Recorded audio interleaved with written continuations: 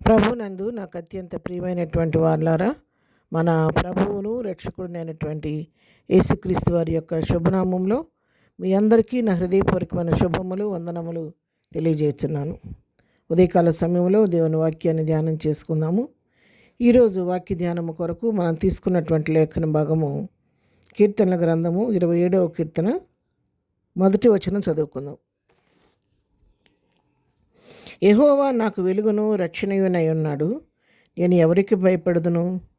యెహోవా నా ప్రాణదుర్గము, ఎవరికి వెరతును? ఆమేన్. దేవుని నామమున మహిమ కలుగును గాక.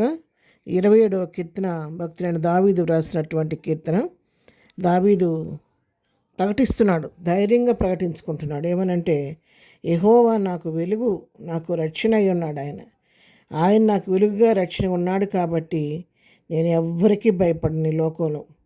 ఆయన నాకు ప్రాణదుర్గము, యెహోవా నా ప్రాణదుర్గం కాబట్టి నేను ఎవరికి వెరవను, భయపడను అని ఎంతో ధైర్యంగా చెప్పగలుగుతున్నాడు ఇక్కడ దావీదు.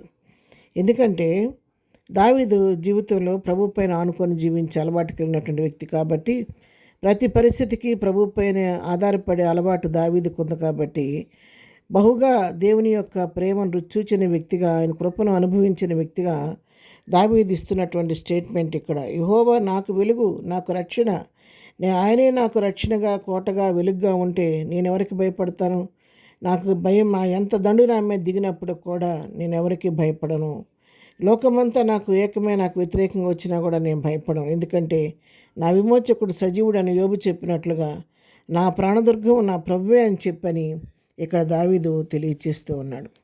అవును, తనని ఆయన ప్రాణదుర్గంగా చేసుకున్నాడు, ఆయనే తనకు వెలుగుగా చేసుకున్నాడు, ఆయన రక్షణగా చేసుకున్నాడు. నా దాగుచోటు నీవే అంటాడు దావీదు. అవును, ఆయన దాగుచోటు కూడా ప్రభువే కాబట్టి ఎంతో ధైర్యంగా చెప్పగలుగుతున్నాడు. దావీదు మా దేవునితో తనకున్న సన్నిహిత సంబంధాన్ని బట్టి ఏది చెప్పినా కూడా ఎంతో తనకు తను అన్వయించుకొని, నా సొత్తు, నా దేవుడు నా సొత్తు, నన్ను నా ప్రభువుని ఎవరు వేరుచలేరు అన్నట్టుగా మాట్లాడతాడు. 23వ కీర్తన చూడండి, మొదటి వచనంలో యెహోవా నా కాపరి, నాకు లేమి కలుగుదు అంటాడు. అవును, ఆయన తన కాపరిగా చేసుకున్నాడు కాబట్టి ఆయన కాపురత్వం కింద ఉండి ఆయన ప్రేమను అనుభవిస్తున్నటువంటి వ్యక్తిగా చక్కగా ఆ మాట చెప్పగలుగుతున్నాడు. మరి ఇక్కడ 18వ కీర్తనలో కూడా అంటాడు, 2వ వచనంలో చూస్తే మనం, యెహోవా నా శైలము, నా కోట, నన్ను రక్షించువాడు, నా కేడెము, నా రక్షణ శృంగము, నా ఉన్నత దుర్గము, నా దేవుడు, నేను ఆశ్రయించి ఉన్న నా దుర్గము. చూడండి ఎన్ని పదాలు పెట్టి ప్రభువును పొగుడుతున్నాడు. ప్రభువే ఆయనకి, యెహోవా ఆయనకి శైలమంట, కోటంట, ఆయనను రక్షించేవాడు అని చెప్తున్నాడు. నా కేడెం అంటున్నాడు, నా రక్షణ శృంగం అంటున్నాడు, నా ఉన్నత దుర్గము నా దేవుడే అని చెప్పని అంతగా తన ప్రతి పరిస్థితికి దేవునిపైన ఆధారపడిన వ్యక్తిగా దావీదును మనం చూస్తూ ఉన్నాం. అంతగా ప్రభువులో లీనమైపోయిన వ్యక్తిగా ఉన్నాడు కాబట్టి ప్రభు యొక్క ప్రేమ యొక్క లోతు, ఎత్తు, వెడల్పు బాగా గ్రహించిన వాడుగా, ఆయన కృపను అనుభవపూర్వకంగా రుచూచిన వ్యక్తిగా ఎంతో ధైర్యంగా చెప్తున్నాడు, నేను ఎవరికి భయపడను, ఆయన నా ప్రాణదుర్గం కాబట్టి నేను ఎవరికి వెరవను అని చెప్పి, ఎవరికి వెరుస్తాను నేనని మనల్ని ప్రశ్నిస్తున్నాడు తిరిగి.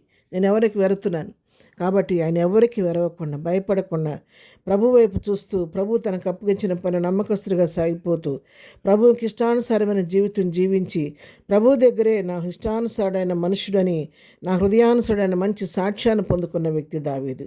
ప్రియులారా, ఉదయకాలం దేవుని వాక్యం మరి సూటిగా మనతో మాట్లాడుతుండగా దావీదు ప్రభువుతో తనకున్న సంబంధాన్ని బట్టి ఎంతో మరి ధైర్యంగా, నా ప్రభు నాకు వెలుగు, నాకు రక్షణ అని చెప్తున్నాడు.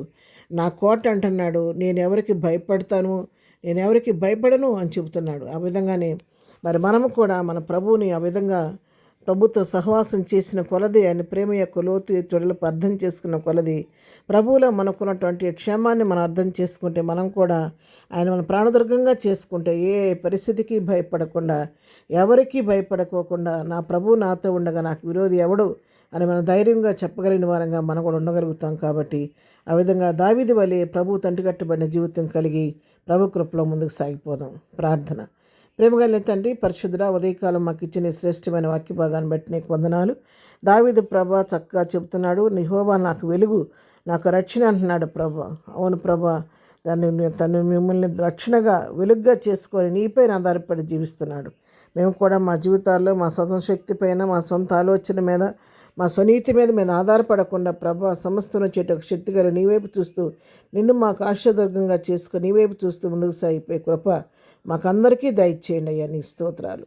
ఈ దినం మేము చేయి పనిపాట్లో తోడుగుండండి. రాకపోకలో క్షేమం దయచేయండి. దినం బర్త్డే మ్యారేజ్ చేసుకున్న వాళ్ళని దీవించండి, ఆశీర్వదించి ప్రతి వారి పట్ల కృప విస్తరింపచేయమని యేసునామములో ప్రార్థించండి పొందుకొని నాము తండ్రి. ఆమెన్.